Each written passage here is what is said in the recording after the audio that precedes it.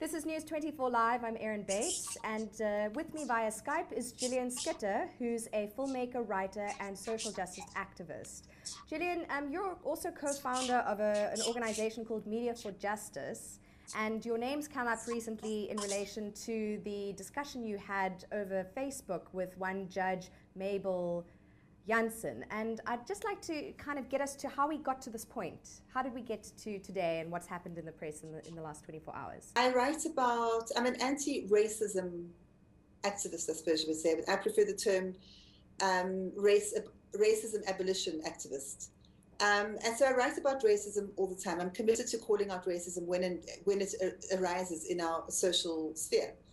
And so this happened last year in May, and it was an open discussion on my Facebook page around that petition where people were calling on the EU to help them, white people, to help them move out of South Africa and go back to Europe. And so it became a discussion on my Facebook page. And then about 2/3 of the way into that discussion, Judge Mabel Jansen joined in the discussion. Uninvited, she joined in of her own will.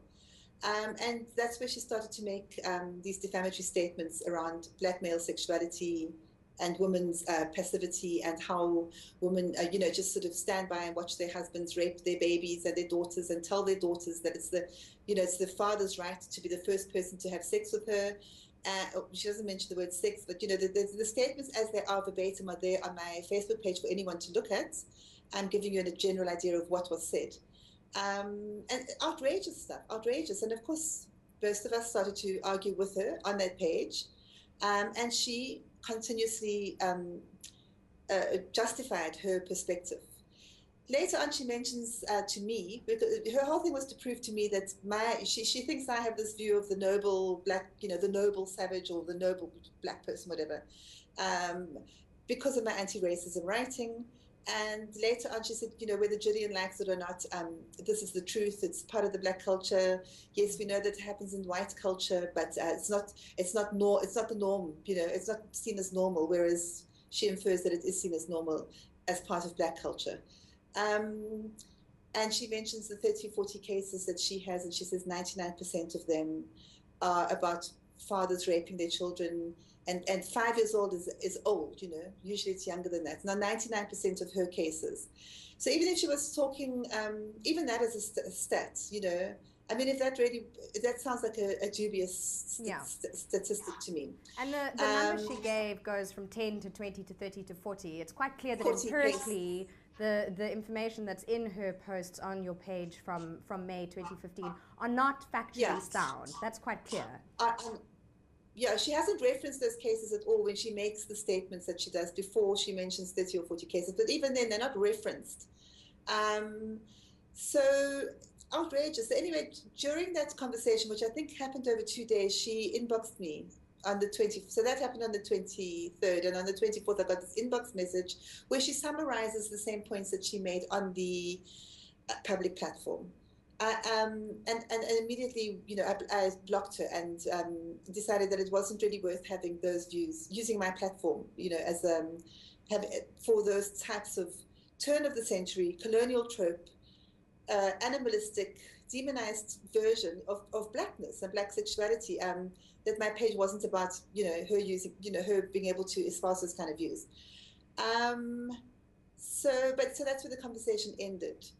She's, however, spun the story in the media that she was approaching me to help her with gender-based violence victims, which there's no context for that. I mean, everything in my inbox is still there for people to see.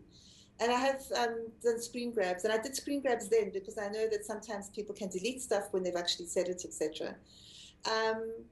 And so it's very worrying. I mean, this is a judge we're talking about. This is not Penny Sparrow, who doesn't really impact on that many people, as hideous as her views on blackness are. This is somebody who works within the system, within the very fabric of our judicial system. Yeah. And that's certainly why there have been calls to have her position and her authority as a judge reconsidered and kind of critiqued. But I just want to get to, if we can, Gillian, how it came to be that these remarks were then revived. If we go back to May 2015, it's clear from your Facebook page and the comments on that petition where the original discussion happened, but why the revival? What brought it back into light now? Well, I've revived it a few times, and in fact, I've sent it by email to various advocates and people in the legal, asking them what is the next step to take, what do we do about this, how does this get ignored in the public sphere, and so it's not just all of a sudden I decided to put it up.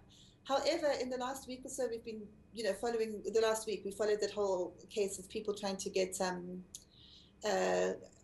Ntokoza Kwabe's Oxford scholarship revoked, and that whole tsunami of a backlash on something that was said on his Facebook page, and just comparing that to so my really I talk at whiteness. I'm not speaking on behalf of Black people, etc., etc. I speak about the whiteness construct and the construct of power and how this is actually messing up any chance for anybody to live in the so-called non-racist future, which is actually a fallacy, while these types of things are allowed to just slip by and go unnoticed. So, I felt that I wanted to draw attention to that. And in the wake of the Kwabe situation, I felt it was a good time actually to bring this up again and say, how hypocritical can a society be when a judge, somebody who sits in that very high and responsible position, can get away with this, and yet somebody who speaks in a historical context that is not about whiteness, it's about the impact of whiteness on Blackness. And in that case, there's this massive outcry, and yet again, the whole conversation around race becomes about how Black people are the racists in this country. It's just untenable. Yeah. And it doesn't fit.